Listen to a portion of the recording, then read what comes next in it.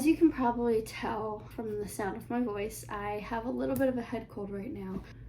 Changing of seasons always gives me a cold. The beginning of the school year always gives me a cold, even though I'm not in school anymore. So the point of this video is when I'm not feeling well, I love to just like relax and watch either ASMR videos about like books or book videos, just like rambling videos. Like I love to watch people ramble about books and just like get lost in what they're talking about. So I thought, what better way to one, distract myself from the fact that I feel like, and two, to entertain possibly some of you guys than to just talk about a couple books on my TBR. This is like so unorganized. There's no rhyme or reason to what books I'm talking about. It's just like books I want to talk about, that I'm excited to read, or that have been on my TBR for a while and I feel like deserve to be acknowledged. I just wanted to talk about some books, hopefully relax you guys, relax myself. When I'm sick, I get anxious, so I'm hoping just being able to chat about some books will hopefully alleviate some of that anxiety and hopefully relax you. I'm considering maybe one day doing ASMR on this channel if like enough people actually enjoy ASMR. I have no idea if I'd be good at it, but I love ASMR. I watch it almost every single day, if not every single day, because I just have like bad anxiety and it is just so incredibly relaxing for me. So I don't know. If you like ASMR, let me know. Maybe I'll try it. Okay. The first book on my TBR I want to talk about is Shatter Me by Tahira Mafi. I know I'm so incredibly late to reading this book. Trust me, I know. I have so many people that I have connected with on social media talk about this book constantly. Like, this series is just like a staple, I think, like in book talk, booktube, bookstagram. Like, I think so many people just love this book and love the characters and have grown like such a connection to it. So I don't know what I'm waiting for. I just really haven't felt like a pull to it. But let me read you the back. No one knows why Juliet's touch is fatal, but the reestablishment has plans for her, plans to use her as a weapon. But Juliet has plans of her own. After a lifetime without freedom, she's finally discovering a strength to fight back for the very first time, and to find a future with the one boy she thought she'd lost forever. In the electrifying first book in the Shatter Me series, Tahira Mafi presents a riveting dystopian world, a thrilling superhero story, and an unforgettable heroine. Sounds good, but for whatever reason, I haven't wanted to grab for it. But apparently the characters are just so relatable, or you just connect to them very quickly. I don't know. I'm excited to read it. I just don't really see myself reading it anytime soon, but if you have any words of encouragement for me to start this, let me know, because I'm in a bit of a book slump, so I could use some words of encouragement. Alright, the next one is Ninth House by Leigh Bardugo. Look how cute this little copy is. It's so tiny. So Leigh Bardugo, I don't know if I say that right. Is it Leigh Bardugo or Leigh? I feel like it's Leigh, but it totally could be Leigh. So I'm gonna keep saying Leigh because I like Leigh better. Leigh Bardugo wrote the Shadow and Bone trilogy and the Six of Crows duology. Absolutely incredible. Both of those series were my crash course into fantasy novels. So I just have such a deep connection to anything Leigh Bardugo. And this has been on my TBR for so long, and I finally got it. So this is a dark academia book. I'll read you the back. Galaxy Alex Stern is the most unlikely member of Yale's freshman class. Raised in the Los Angeles hinterlands by a hippie mom, Alex dropped out of school early and into a world of shady drug dealer boyfriends, dead-end jobs, and much, much worse. In fact, by age 20, she is the sole survivor of a horrific, unsolved multiple homicide, which is so insane. Some might say she's thrown her life away, but at her hospital bedside, Alex is offered a second chance to attend one of the world's most prestigious universities on a full ride. What's the catch, and why her? Still searching for answers, Alex arrives in New Haven, tasked by her mysterious benefactors with monitoring the activities of Yale's secret societies. Their 8 windowless tombs are the well-known haunts of the rich and powerful, from high-ranking politicos to Wall Street's biggest players. but their occult activities are more sinister and more extraordinary than any paranoid imagination might conceive. They tamper with forbidden magic, they raise the dead, and sometimes they prey on the living. That sounds phenomenal. Like this, I have motivation to read. I'm just in a bit of a slump, so like I'm not reading at all, but once I will, once I start again, this is for sure high on the list. Alright, the next one I want to talk about is All the Light We Cannot See by Anthony Doerr. This is a historical fiction novel, apparently very sad. That's literally, oh wow. I love the sound of this. Like this is so floppy, look. Oh, that's so nice. Oh my god. I love that.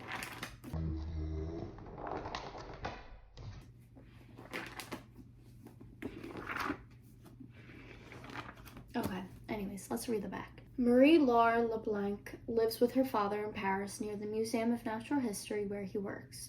When she is 12, the Nazis occupy Paris and her father and daughter flee to the walled citadel of Saint Malo, where Marie-Laure's reclusive great-uncle lives in a tall house by the sea. With them, they carry what might be the museum's most valuable and dangerous jewel. In a mining town in Germany, Werner Pfennig, an orphan, grows up with his younger sister. Enchanted by a crude radio they find that brings them news and stories from places they have never seen or imagined. Werner becomes an expert at building and fixing these crucial new instruments and is enlisted to use his talent to track down the resistance. Marie-Laure and Werner, from warring countries, both have lost many of the people they loved, come together in St. Malo. As Doerr illuminates the ways, against all odds, people try to be good to one another. 10 years in the writing, All the Light We Cannot See is a magnificent, deeply moving novel from a writer whose sentences never fail to thrill. I feel like I read that so poorly, but you get the idea. I like that the chapters are called things instead of numbers. Like, this is called The Frog Cooks. This is called Museum, Occupur, Trapped, Flight, whatever. So I'm super excited to read this one. This seems like a book that's probably not as fast-paced as some of the others on this list, but is like one of the, like a book that will definitely stick with me. So I'm super excited for this one. Okay, another sad one we have here is The Lucky Ones by Liz Lawson. Let me read you the back of this because this sounds so heartbreaking, but I'm excited to read it. Everyone tells May she's lucky she survived the shooting that killed her twin brother. May doesn't feel lucky though. She feels angry and lost and alone. No one can possibly understand how much it hurts to be her. Zach lost his old life when his mother decided to defend the shooter. His girlfriend dumped him and his friends bailed, so now he spends his time hanging out with his little sister and the one faithful friend who stuck around, which is how Zach ends up at a band practice that night. The same night, May goes with her best friend to audition for a new band, which is how May meets Zach, and how Zach meets May, and how they both figure out that they might be lucky after all. This is like a YA book, I guess, but it's very serious subject matter, and it's very dark, I think. But I have a feeling, like most YAs, it tends to have like an uplifting message. That's what I'm getting from this, and the chapters go back and forth from perspective between Zach and May, which I definitely enjoy. I love that style of writing, so I'm super excited for this one. Alright, the next one I have on my list is A Deadly Education by Naomi Novik. This is part of the Scholomance series. First off, I love the way this book looks. It's so shiny, as you can see, and like the pages are so clean looking. I don't know. Let me read you the blurb. Everyone loves Orion Lake. Everyone else, that is. As far as I'm concerned, he can keep his flashy combat magic to himself. I'm not joining his pack of adoring fans. I don't need help surviving the Scholomance, even if they do. Forget the hordes of monsters and cursed artifacts. I'm probably the most dangerous thing in the place. Just give me a chance and I'll level mountains and kill untold millions. Make myself the Dark Queen of the world. At least that's what the world expects. Most of the other students in here would be delighted if Orion killed me, like one more evil thing that's crawled out of the drains. Sometimes I think they want me to turn into the evil witch they assume I am. The school certainly does. But the Scholomance isn't getting what it wants from me, and neither is Orion Lake. I may not be anyone's idea of the shining hero, but I'm going to make it out of this place alive, and I'm not going to slaughter thousands to do it either, although I'm giving serious consideration to just one. So this is like a dark academia, I think leaning towards YA. I think the characters are a bit younger, and like a fantasy novel, so everything I usually adore in one. So I have a feeling I'm definitely going to really enjoy this book. If you've read this, let me know your thoughts. I've heard nothing but great things about it though, so I'm super excited. It feels very like fall.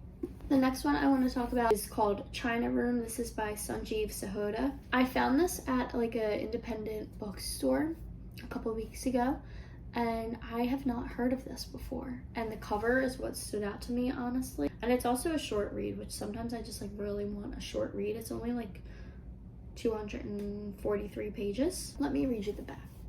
Mahar, a young bride in rural 1929 Punjab, is trying to discover the identity of her new husband. Married to 3 brothers in a single ceremony, she and her now sisters spend their days hard at work in the family's China Room, sequestered from contact with the men, except when they are summoned to a darkened chamber at night. But strong-willed Mahar can't suppress her curiosity about what she isn't meant to know. When she glimpses something that seems to confirm which of the brothers is hers, a series of events is set in motion that will put more than one life at risk. In 1999, I love when books jump between periods of time. In 1999, the son of an immigrant shopkeeper in small-town England arrives at the family's ancestral home in Punjab, an abandoned farmstead, its China Room mysteriously locked and barred, hoping to shake an addiction that has held him in its grip for years. Over the course of a summer in which painful memories of racism, violence, and cultural estrangement surface, he begins to knit himself back together, gathering strength for the journey home. Partly inspired by Sahota's own family history, China Room is at once a deft exploration of how systems of power circumscribe individual lives and a deeply motivating portrait of the unconquerable human capacity to resist them. This just sounded so good to me. Like, it sounded like a book that would really stick with me. And it's just like, it seems like it would be like a good read, but also an important read. So that is China Room. And that is it for today. I just wanted to list, how many did I do? 1, 2, 3, 4, 5, 6. Those are just 6 of the books on my TBR. I honestly probably have an upwards of 40 books on my TBR. I just wanted to make like a little short, I don't know, a little short something for you guys. Just to like take a break from work, school, whatever it is, and hear about some books. And I hope either you found a new book to read, or this helped you relax or be entertained for a little bit. So if you enjoyed this, please be sure to like and subscribe. That means the world to me. If you have any recommendations for upcoming videos, go ahead and leave those in the comments below, and I will see you guys soon.